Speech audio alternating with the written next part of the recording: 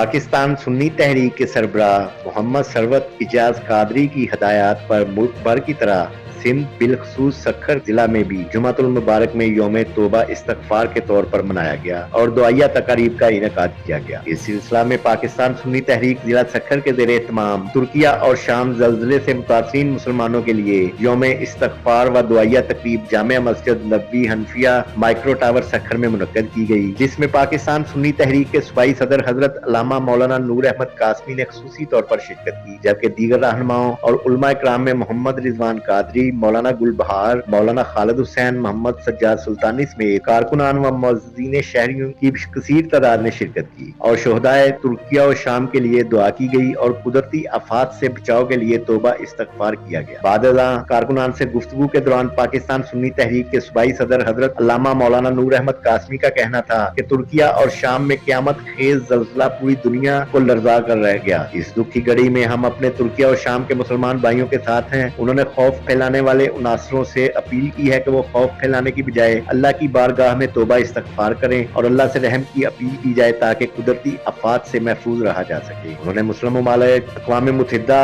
اور سب سے اپیل بھی کی ہے کہ وہ ترکیہ اور شام کو فوری امدادی سامان فراہم کرنے کے لیے اپنا اپنا کردار ادا کریں۔ انہوں نے کہا کہ ترکیہ اور شام واقعہ پر پوری دنیا میں انسانی شہادتوں پر دکھ و افسوس کا اظہار اور اظہار یکجہتی کی جا رہی ہے۔ اللہ عز و جل کی بارگاہ میں کثرت سے توبہ استغفار کرنے اور دعاؤں سے مصیبتیں ٹل جاتی ہیں۔